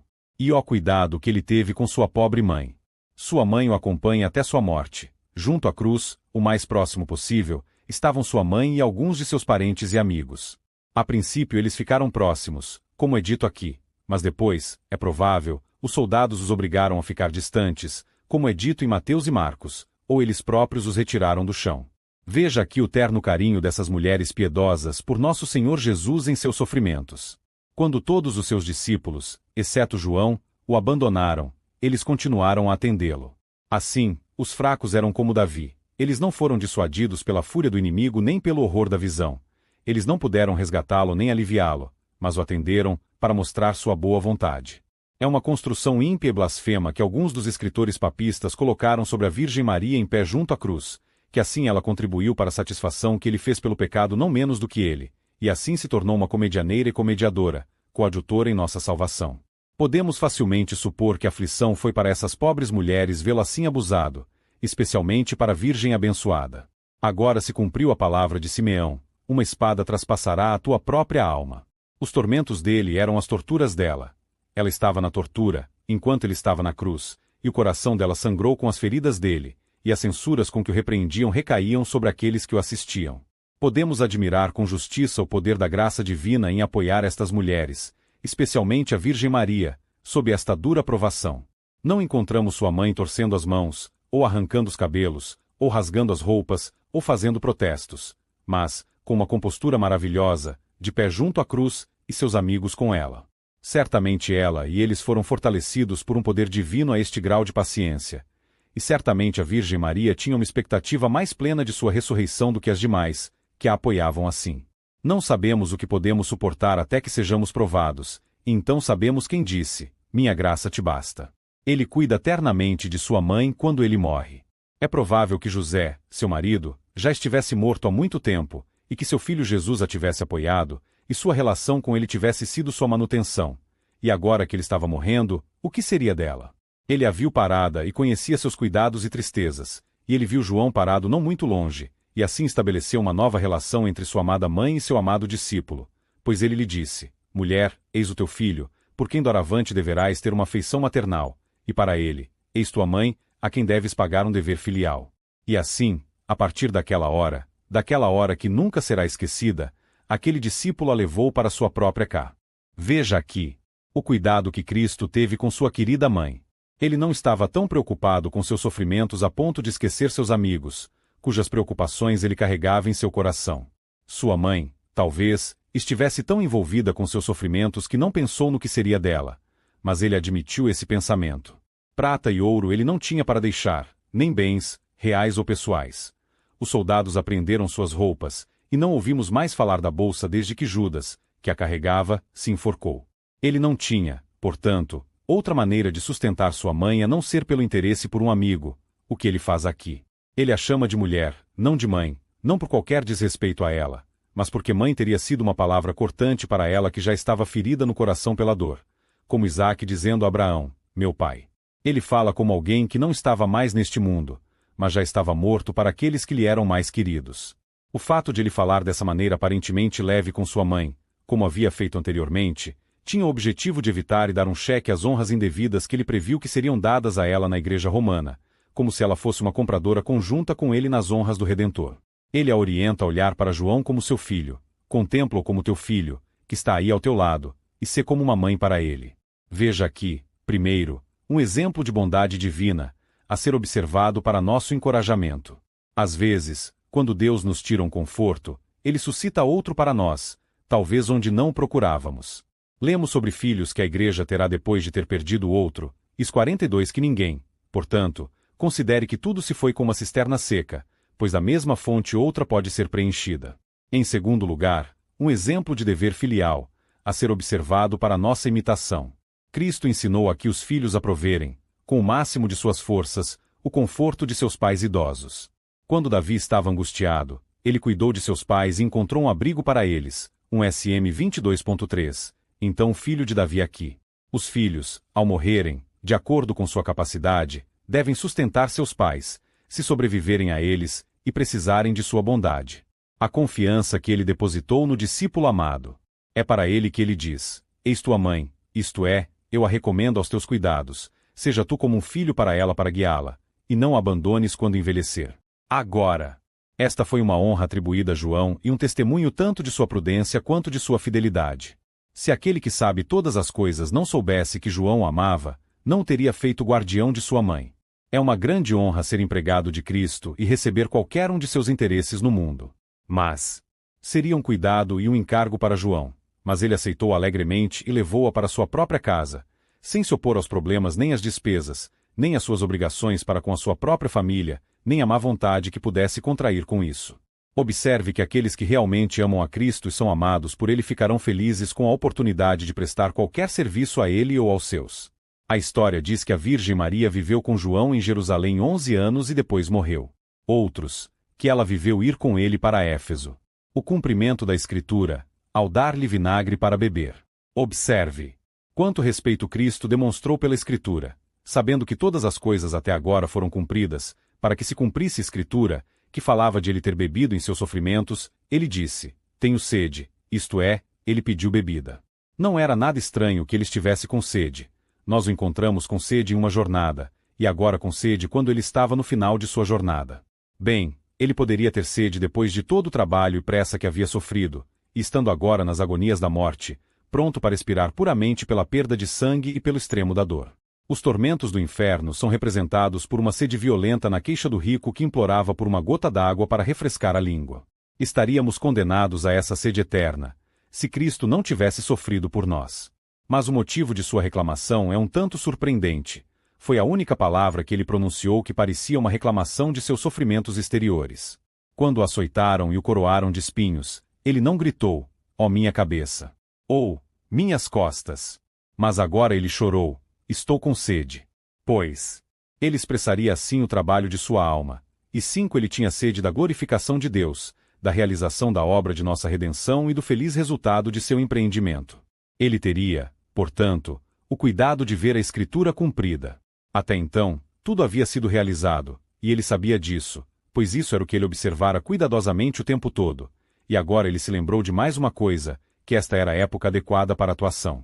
Com isso parece que ele era o Messias, no sentido de que não apenas a Escritura foi cumprida pontualmente nele, mas foi estritamente observada por ele. Com isso, parece que Deus estava com ele em verdade, que em tudo o que ele fez, ele seguiu exatamente a palavra de Deus, tomando cuidado para não destruir, mas para cumprir a lei e os profetas. Agora, primeiro, a Escritura havia predito sua sede, portanto, ele mesmo a relatou, porque não poderia ser conhecida de outra forma, dizendo: tenho sede. Foi predito que sua língua se apegaria às suas mandíbulas. Sal 21. Sansão, um tipo iminente de Cristo. Quando ele estava colocando os filisteus aos montes, ele próprio estava com muita sede. O mesmo aconteceu com Cristo, quando ele estava na cruz, destruindo principados e potestades. Em segundo lugar, as Escrituras predisseram que em sua sede ele deveria beber vinagre. Salmo 69. Tinham-lhe dado vinagre para beber antes de o crucificarem, MT 234, mas a profecia não se cumpriu exatamente nisso, porque não estava na sua sede. Portanto, agora ele disse: tenho sede, e pediu novamente. Então ele não quis beber, mas agora que recebeu, Cristo preferiria cortejar uma afronta do que ver qualquer profecia não cumprida. Isto deve nos satisfazer em todas as nossas provações, que a vontade de Deus seja feita e a palavra de Deus cumprida. Veja quão pouco respeito seus perseguidores demonstraram por ele. 29. Foi colocada uma vasilha cheia de vinagre, provavelmente de acordo com o costume em todas as execuções desta natureza. Ou, como outros pensam, agora foi criado intencionalmente para um abuso a Cristo, em vez do copo de vinho que eles costumavam dar àqueles que estavam prestes a perecer. Com isso encheram uma esponja, pois não lhe permitiram um copo, e colocaram-no sobre um isopo, um talo de sopo, e com isso levarão-no à boca, isopo peritentes, eles cobriram com isopo, então pode ser tomado. Ou, como outros, misturaram-no com água de isopo, e deram-lhe de beber quando estava com sede. Uma gota de água teria esfriado sua língua melhor do que um gole de vinagre. No entanto, ele se submeteu a isso por nós. Tínhamos comido as uvas verdes, e portanto, seus dentes estavam embotados. Havíamos perdido todos os confortos e bebidas, e portanto, eles foram negados a ele. Quando o céu lhe negou um raio de luz, a terra negou-lhe uma gota de água e colocou vinagre no quarto. A palavra moribunda com a qual ele expirou a sua alma, depois de receber o vinagre, na quantidade que achou conveniente, disse: está consumado. E, com isso, inclinou a cabeça e entregou o espírito. Observe o que ele disse, e podemos supor que ele disse isso com triunfo e exultação: tetelestai, está consumado, uma palavra abrangente e confortável. Está consumado, isto é, a malícia e a inimizade de seus perseguidores já haviam feito seu pior. Quando ele recebeu aquela última indignidade no vinagre que lhe deram, ele disse: esta é a última. Agora estou saindo do alcance deles, onde os ímpios param de perturbar. Está consumado, isto é, o conselho e o mandamento de seu pai a respeito de seus sofrimentos foram agora cumpridos. Foi um conselho determinado, e ele teve o cuidado de ver cada jota e tio dele respondido com exatidão.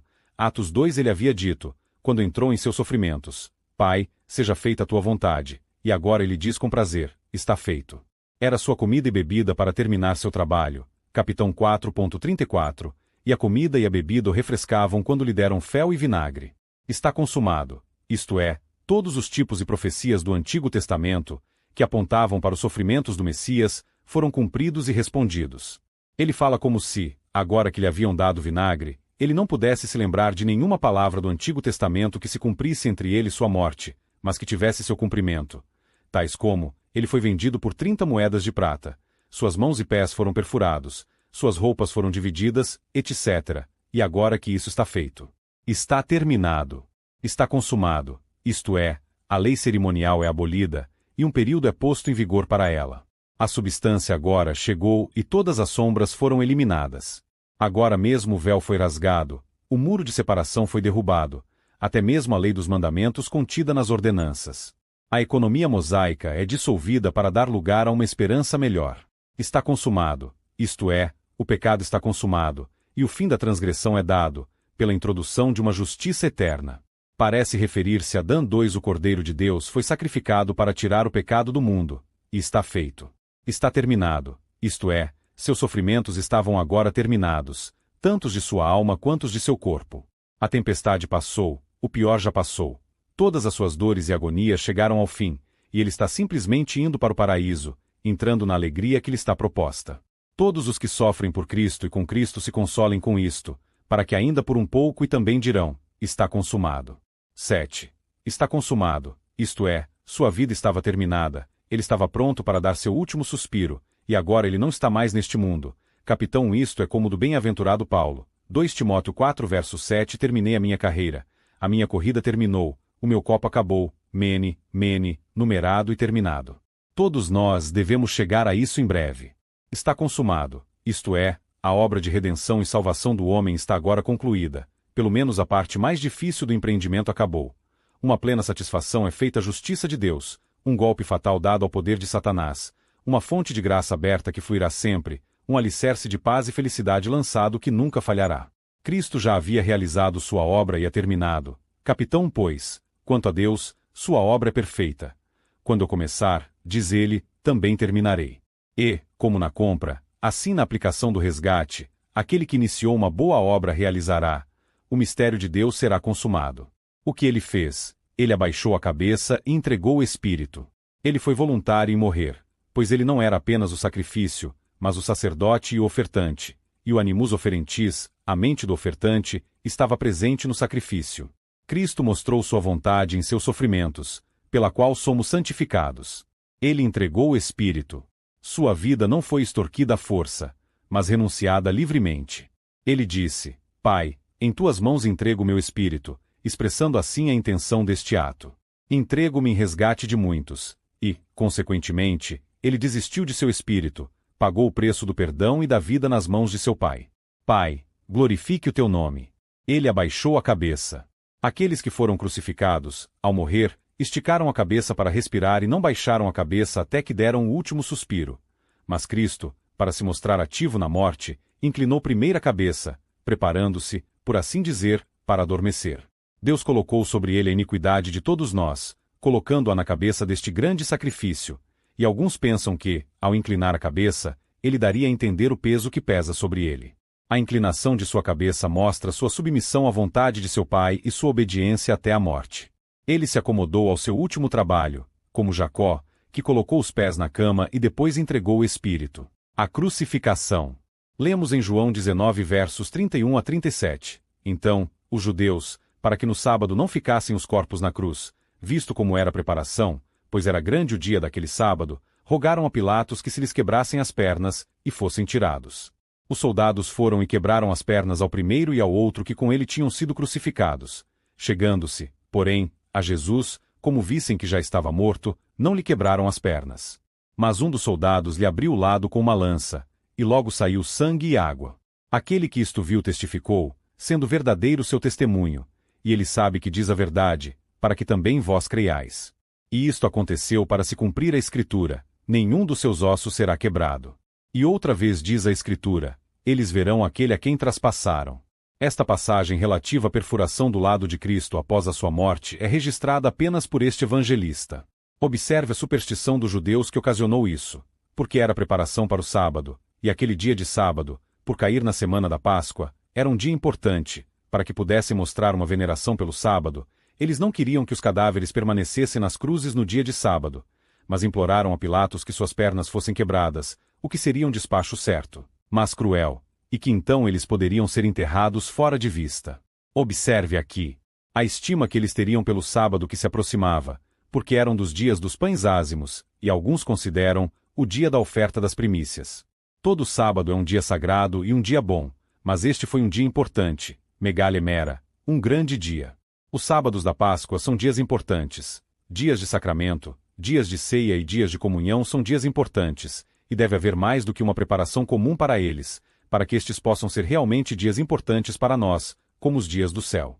A reprovação que eles consideravam que seria até aquele dia se os cadáveres fossem deixados pendurados nas cruzes. Os cadáveres não deveriam ser deixados em nenhum momento. Deuteronômio 21 verso 23. Contudo, neste caso, os judeus teriam deixado o costume romano acontecer, se não fosse um dia extraordinário. E, estando então muitos estrangeiros de todas as partes em Jerusalém, isso teria sido uma ofensa para eles. Nem poderiam suportar a visão do corpo crucificado de Cristo, pois, a menos que suas consciências estivessem bastante cauterizadas, quando o calor de sua raiva passasse um pouco, eles os repreenderiam.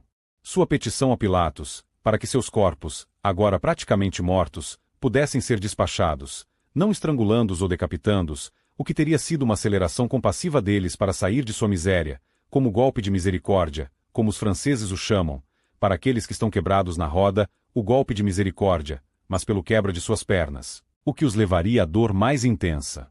Observe. As ternas misericórdias dos ímpios são cruéis. A pretensa santidade dos hipócritas é abominável. Seria considerado que esses judeus tinham grande consideração pelo sábado, mas não se importavam com a justiça e a retidão. Eles não tiveram consciência de levar uma pessoa inocente e excelente à cruz, e ainda assim tiveram escrúpulos em deixar um cadáver pendurado na cruz. A expedição dos 2 ladrões que foram crucificados com ele.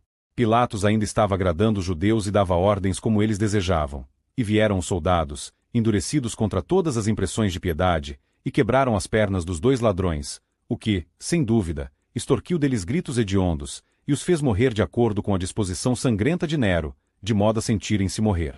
Um desses ladrões era um penitente e recebeu de Cristo a garantia de que em breve estaria com ele no paraíso, mas morreu na mesma dor e miséria que o outro ladrão, pois todas as coisas são iguais para todos. Muitos vão para o céu que têm ligaduras na morte e morrem na amargura da alma. O extremo das agonias da morte não é um obstáculo ao conforto da vida que aguarda as almas santas do outro lado da morte. Cristo morreu e foi para o paraíso, mas nomeou um guarda para levá-lo até lá. Esta é a ordem de ir para o céu. Cristo, as primícias e precursor, depois aqueles que são de Cristo. O julgamento que foi feito, quer Cristo estivesse morto ou não, e como colocá-lo fora de dúvida.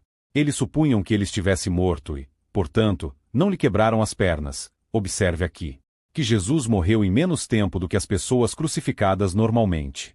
A estrutura de seu corpo, talvez, sendo extraordinariamente fina e macia, foi mais cedo quebrada pela dor. Ou melhor, foi para mostrar que ele deu a vida por si mesmo e poderia morrer quando quisesse, embora suas mãos estivessem pregadas. Embora ele tenha cedido à morte, ele não foi conquistado. Que seus inimigos estavam satisfeitos de que ele estava realmente morto. Os judeus, que aguardaram para ver a execução ser efetivamente realizada, não teriam omitido esse ato de crueldade, se não tivessem certeza de que ele estava fora do alcance dela. Quaisquer que sejam os dispositivos que estejam no coração dos homens, o conselho do Senhor permanecerá. Foi totalmente planejado para quebrar suas pernas, mas, sendo o conselho de Deus o contrário, veja como isso foi evitado.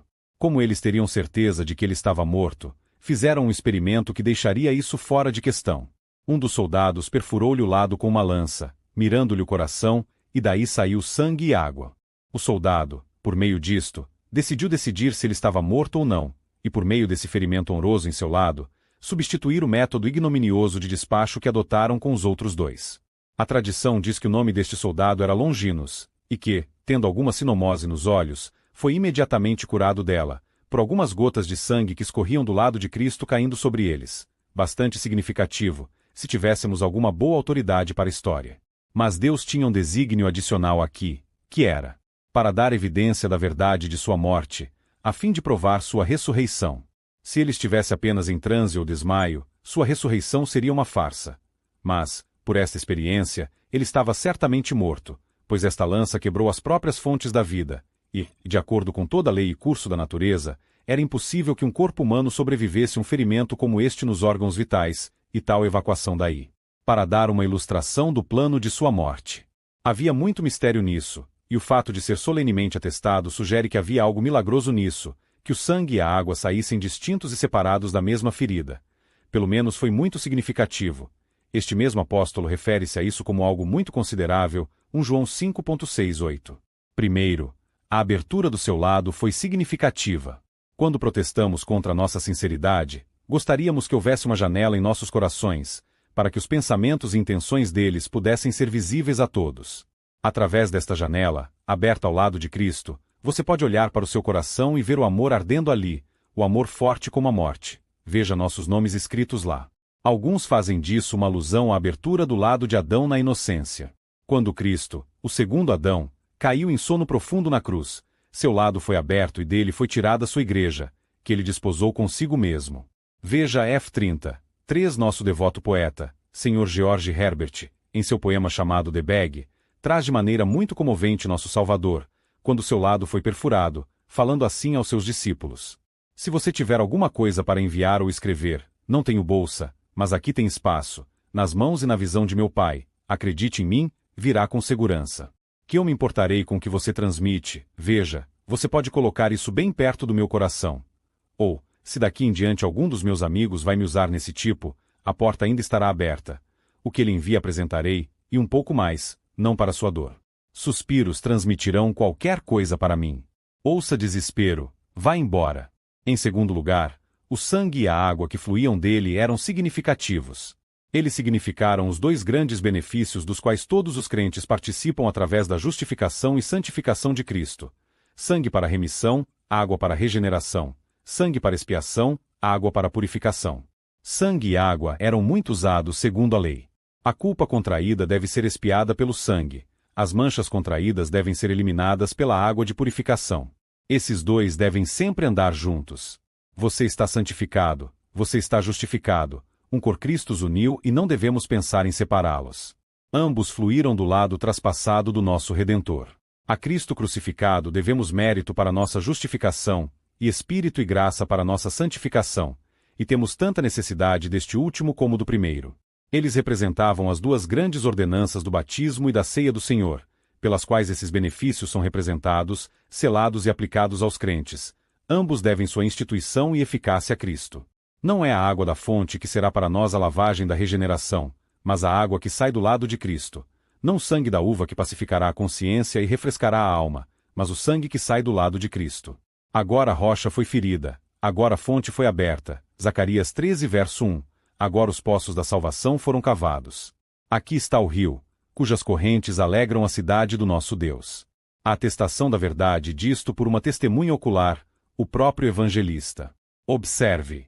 Que testemunha competente ele foi dos fatos. O que ele registrou, ele viu. Ele não sabia disso por boato, nem era apenas sua própria conjectura, mas ele foi uma testemunha ocular disso. É o que vimos e contemplamos. 1 João 1 verso 1, 2 Pedro 1 verso 16, e do qual tivemos perfeita compreensão, Lucas 1 verso 3. O que ele viu, ele testemunhou fielmente. Como testemunha fiel, disse não só a verdade, mas toda a verdade, e não apenas o atestou oralmente, mas o deixou registrado por escrito, in perpetuam rei memoriam, para um memorial perpétuo. Seu histórico é sem dúvida verdadeiro, pois ele escreveu não apenas com base em seu próprio conhecimento e observação pessoal, mas também com base nos ditames do Espírito da Verdade, que conduz a toda a verdade. Ele tinha plena certeza da verdade do que escreveu e não persuadiu os outros a acreditarem naquilo em que ele próprio não acreditava. Ele sabe que diz a verdade. Ele, portanto, testemunhou essas coisas, para que pudéssemos acreditar. Ele não as registrou apenas para sua própria satisfação ou para uso privado de seus amigos, mas os tornou públicos para o mundo. Não para agradar os curiosos nem entreter os engenhosos, mas para levar os homens a acreditar no Evangelho a fim de seu bem-estar eterno. Que cuidado ele demonstrou neste caso específico. Para que possamos ter certeza da verdade da morte de Cristo, ele viu o sangue de seu coração, o sangue de sua vida, ser derramado, e também dos benefícios que fluem para nós de sua morte, representados pelo sangue e pela água que saíram de seu lado. Deixe isso silenciar os medos dos cristãos fracos e encorajar suas esperanças. A iniquidade não será sua ruína, pois água e sangue saíram do lado traspassado de Cristo, tanto para justificá-los quanto para santificá-los. E se você perguntar, como podemos ter certeza disso? Você pode ter certeza, pois quem viu isso deu testemunho.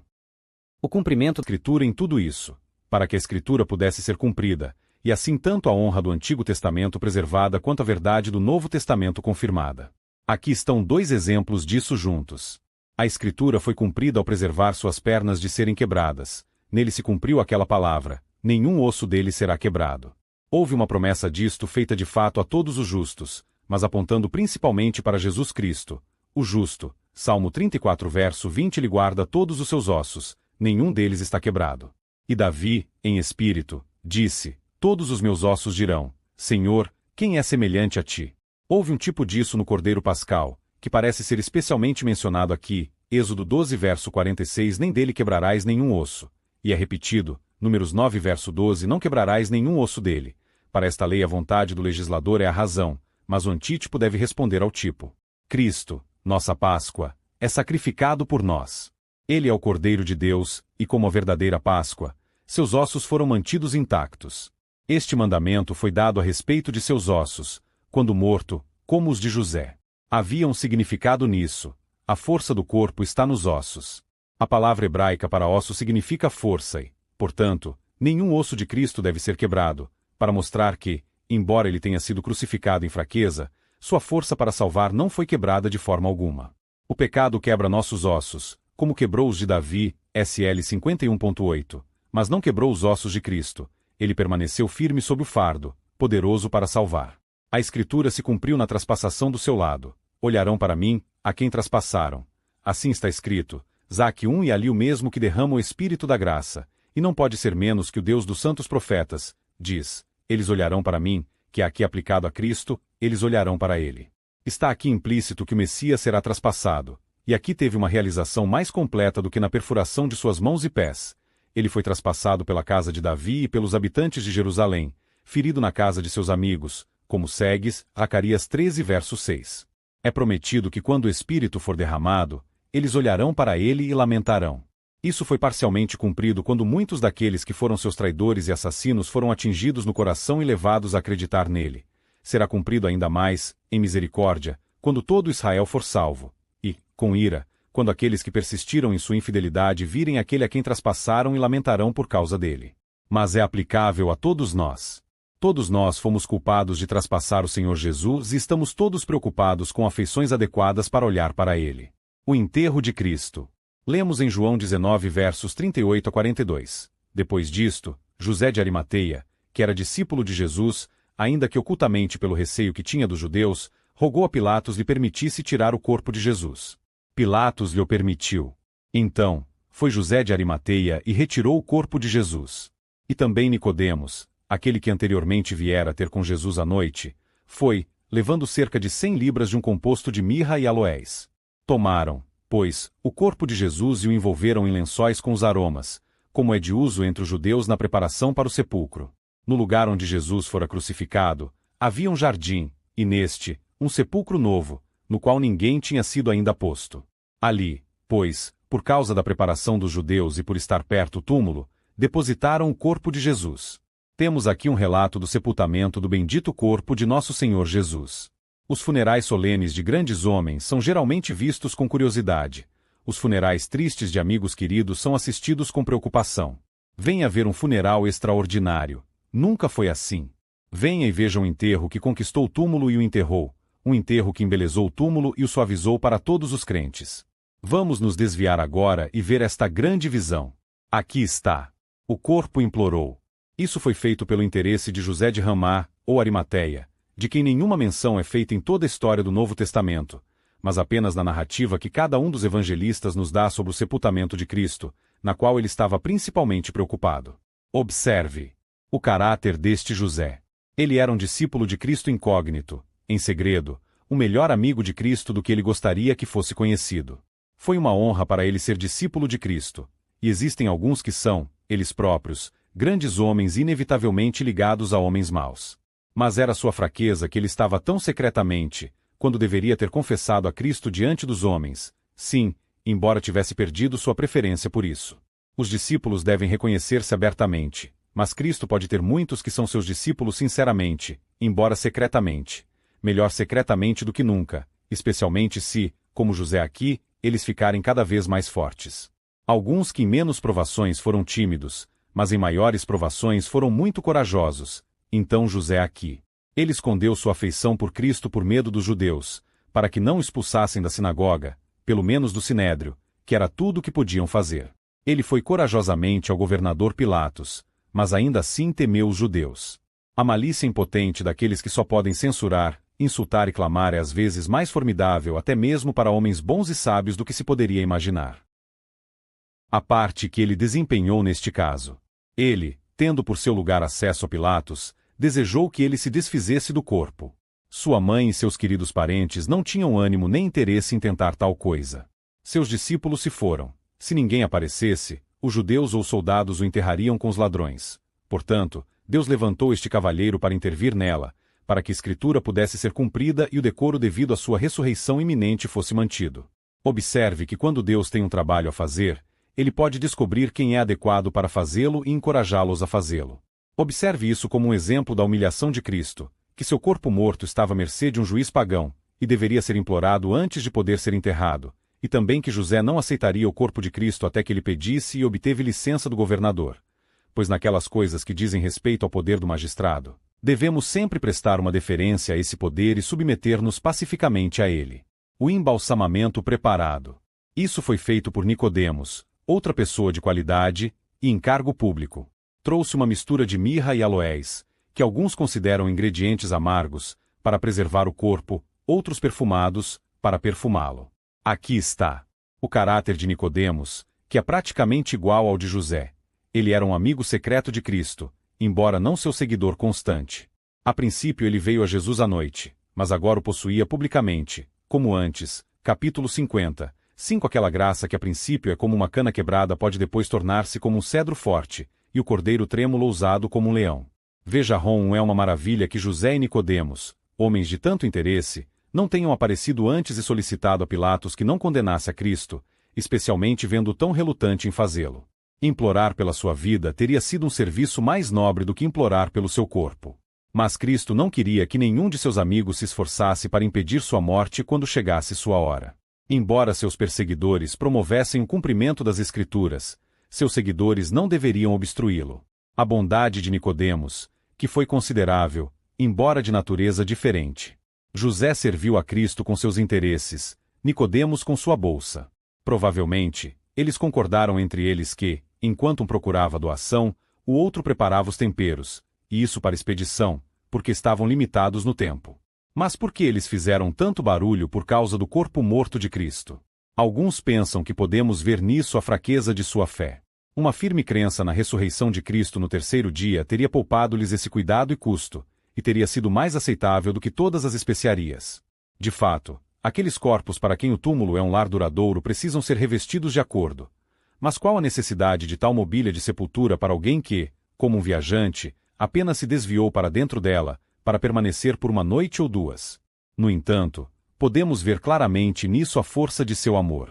Nisto eles mostraram o valor que tinham para sua pessoa e doutrina, e que isso não foi diminuído pela reprovação da cruz. Aqueles que foram tão diligentes em profanar sua coroa e colocar sua honra no pó, já poderiam ver que haviam imaginado uma coisa vã. Pois, assim como Deus o honrou em seus sofrimentos, o mesmo aconteceu com os homens, até mesmo os grandes homens. Eles mostraram não apenas o respeito caridoso de entregar seu corpo à terra, mas o respeito honroso demonstrado aos grandes homens. Eles poderiam fazer isso e ainda assim acreditar e aguardar sua ressurreição. Não, isso eles podem fazer na crença e na expectativa disso. Visto que Deus designou honra para este corpo, eles o honrariam. No entanto, devemos cumprir o nosso dever de acordo com os dias atuais e as oportunidades, e deixar que Deus cumpra suas promessas à sua maneira e no seu próprio tempo. O corpo se preparou. Eles o levaram para alguma casa vizinha e, depois de lavá-lo do sangue e da poeira, enrolaram-no muito decentemente em roupas de linho, com as especiarias derretidas, provavelmente, em um unguento, como é o costume dos judeus de enterrar, ou para embalsamar. Assim diz o Dr. Ramon, enquanto queimamos cadáveres. Aqui foi cuidado o corpo de Cristo, foi enrolado em roupas de linho. Entre as roupas que nos pertencem, Cristo vestiu até mesmo as roupas mortuárias, para torná-las fáceis para nós e para nos permitir chamá-las de nossas roupas de casamento. Eles feriram o corpo com as especiarias, apesar de todas as suas vestes, sem exceção de suas vestes funerárias, cheiro de mirra e aloés, as especiarias aqui mencionadas, dos palácios de marfim, e um palácio de marfim, o sepulcro escavado. De uma rocha era para Cristo. Cadáveres e sepulturas são nocivos e ofensivos. Portanto, o pecado é comparado a um corpo de morte e a um sepulcro aberto. Mas o sacrifício de Cristo, sendo para Deus como um aroma suave, eliminou nossa poluição. Nenhum unguento ou perfume pode alegrar o coração tanto quanto o túmulo de nosso Redentor, onde há fé para perceber seus odores perfumados. Em conformidade com este exemplo, devemos ter em conta os cadáveres dos cristãos, não para consagrar e adorar suas relíquias, não, nem as dos mais eminentes santos e mártires. Nada parecido foi feito com o corpo morto do próprio Cristo, mas cuidadosamente depositá-los, o pó no pó, como aqueles que acreditam que os cadáveres dos santos ainda estão unidos a Cristo e destinados à glória e à imortalidade no último dia. A ressurreição dos santos será em virtude da ressurreição de Cristo e, portanto, ao sepultá-los, devemos estar atentos ao sepultamento de Cristo, pois ele, estando morto, assim fala. Os teus mortos viverão. Is 21. Ao enterrar os nossos mortos não é necessário que em todas as circunstâncias imitemos o sepultamento de Cristo, como se devêssemos ser enterrados em linho num jardim e ser embalsamados como ele foi. Mas o fato de ele ter sido enterrado à maneira dos judeus nos ensina que em coisas dessa natureza devemos nos conformar aos costumes do país onde vivemos, exceto naqueles que são supersticiosos. A sepultura foi colocada num jardim que pertencia a José de Arimateia, muito perto do local onde foi crucificado.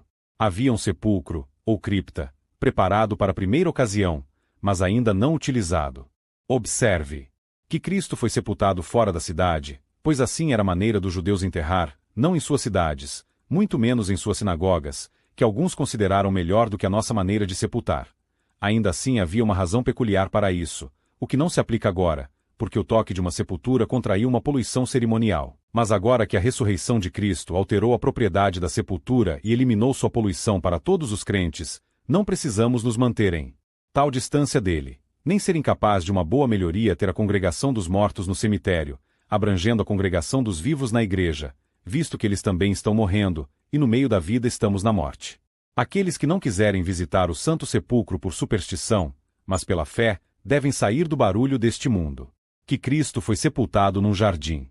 Observe que José tinha seu sepulcro em seu jardim, então ele planejou isso, para que pudesse ser uma lembrança para si mesmo enquanto vivia. Quando ele estava aproveitando o prazer de seu jardim e colhendo seus produtos, deixe-o pensar em morrer e seja vivificado para se preparar para isso. O jardim é um lugar adequado para meditação, e um sepulcro ali pode nos fornecer um assunto adequado para meditação, e alguém que relutamos em admitir em meio a nossos prazeres. Aos seus herdeiros e sucessores quando ele faleceu. É bom conhecer o lugar dos sepulcros dos nossos pais, e talvez pudéssemos tornar os nossos menos formidáveis se tornássemos os deles mais familiares.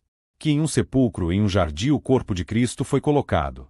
No jardim do Éden, a morte e a sepultura receberam primeiro seu poder, e agora, no jardim, são conquistadas, desarmadas e triunfadas.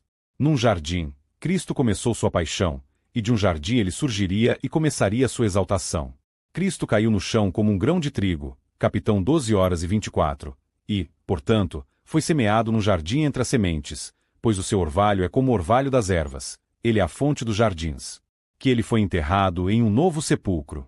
Isto foi ordenado para a honra de Cristo.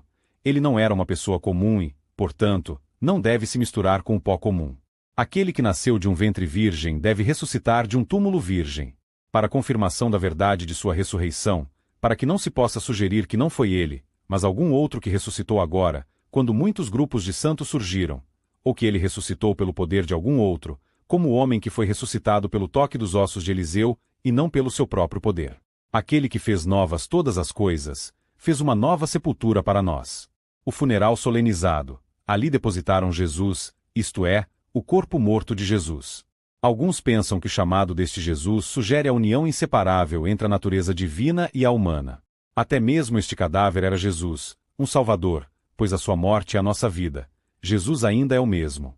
Lá o colocaram porque era o dia da preparação. Observe aqui a deferência que os judeus prestavam ao sábado e ao dia da preparação.